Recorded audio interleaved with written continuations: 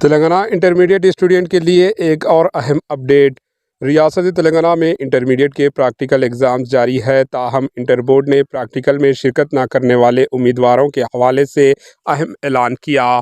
Board کے مطابق اگر اسٹوڈنٹ کسی معقول وجہ سے پریکٹیکل ایگزامز میں غیر حاضر رہتے ہیں تو انہیں دوبارہ ایگزام دینے کی اجازت دی جائے گی، تاہم یہ واضح کیا گیا ہے کہ کسی اور تاریخ کو لکھنے کی اجازت اس صورت میں دی جائے گی کہ جب اس کی کوئی واضح اور درست وجہ ہو۔ اس میں کہا گیا ہے کہ جو امیدوار درست وجوہات فراہم کریں گے انہیں کسی اور تاریخ کو ایگزام لکھنے کا موقع دیا جائے گا۔